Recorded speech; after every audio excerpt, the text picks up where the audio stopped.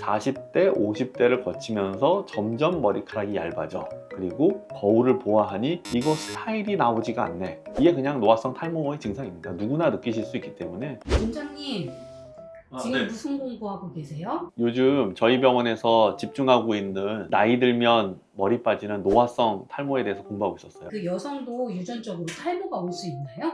남성이나 여성이나 흔히 안드로겐성 탈모라고 하죠. 유전성 탈모가 당연히 올 수 있죠. 여성이 유전성 탈모가 올 경우에는 어떻게 치료를 하면 될까요? 대체로 유전성 탈모 남성들에게서 명확하게 나타나니까 증상을 가지고 얘기해 보자면 당연히 젊은 나이부터 머리가 빠지고 우리가 흔히 대머리라고 부르는 증상이 나타나는 게 유전성 탈모고요. 나이가 들으면서 머리카락이 얇아지고 결국은 다시 잘 안 나게 되면서 머리가 이제 점점 비어 보이는 노인성 탈모는 대체로는 40대, 50대 나이가 진행하면서 천천히 얇아지고 듬성듬성해 보이는 현상들을 말하게 됩니다. 그러면 유전성 탈모의 치료는 어떻게 될까요? 유전성 탈모의 가장 대표적인 게 바로 안드로겐성 탈모인데요. 대표적인 원인이 DTH, 테스토스테론이라고 하는 성 호르몬이 모발의 세포 내에서 분해돼 가지고 이루어지는 DTH의 민감성을 가지는 모발 때문에 모발이 덜 자라고 안 자라고 빠지고 이게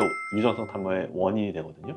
그러므로 해당하는 약들도 대부분 그 DTH라고 하는 물질이 모발 세포에 작동하는 걸 억제하는 약들이 꽤 나와 있습니다. 잘 알려진 게 프로페시아와 같은 탈모약이고요. 미녹시딜과 같은 것도 원리는 다르지만 비슷하게 작동하는 것으로 알려져 있죠. 그래서 유전성 탈모, 즉 안드로겐성 탈모는 이와 같이 약들이 나와 있는 상황인데요. 노화에 의한 탈모 같은 경우에는 현재로서는 약이 나와 있지는 않습니다. 노화에 의한 탈모의 가장 주된 원인은 늙으니까 모발을 만드는 줄기세포도 같이 늙어서 힘이 빠져가지고 머리를 못 만드는 상황이 되는 게 주된 원인이라고 보기 때문에 최근에 많은 연구들이 이루어지고 있긴 한데 모발의 줄기세포에 힘을 보강하는, 물론 제가 말하는 힘을 보강하다는 과학적으로 여러 가지 부분이 있는데 쉽게 설명해서 모발의 줄기세포에 힘을 보강하는 방향의 치료제들이 연구되고 있고 현재 전임상까지 연구된 여러 가지 후보 물질들이 있는 상황입니다. 집에서는 혼자 이걸 좀 체크할 수 있는 방법도 있을까요? 여성들 같은 경우 한 30대 중반 넘어가서 40대 정도 되면은 머리 감을 때 머리카락이 얇아진다고 느끼잖아요. 물론 이제 아기 낳고 나서 몽창 빠지는 거 이거는 사실 이 노화성 탈모하고 상관 있는 건 아니고요. 여성들이 이벤트가 있을 때 한꺼번에 몽창 빠지는 경우들이 있지만 그건 대부분 다 회복이 되고요. 40대, 50대를 거치면서 점점 머리카락이 얇아져. 그리고 거울을 보아하니 이거 스타일이 나오지가 않네. 이게 그냥 노화성 탈모의 증상입니다. 누구나 느끼실 수 있기 때문에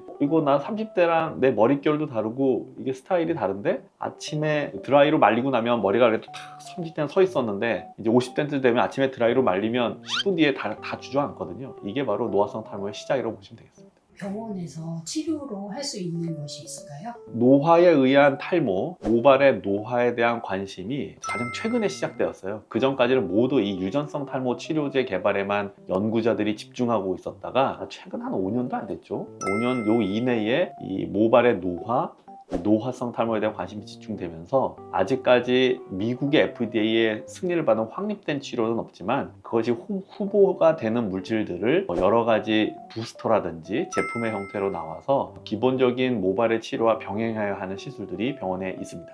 대표적인 시술이 뭐가 있을까요? 대표적인 시술은 대체로는 그 모발의 줄기세포의 사이클, 모발의 줄기세포가 줄기세포로 있다가 모근초세포거나 또는 모낭세포로 전화하는 사이클을 잘 돌리게 하는 엑소좀의 종류로 이루어진 것들이라든지 세라엑소좀 이런 종류들도 좀 있고요. 그 다음에는 뭐 최근에 원래 다른 용도의 약으로 쓰였다가 모낭 줄기세포에 힘을 보강한다고 알려진 몇 가지 약물들도 이미 약으로 허가받아 나와 있는 상황이기 때문에 그런 부분을 차용하여 사용하는 일본, 유럽의 사례들이 있기는 합니다.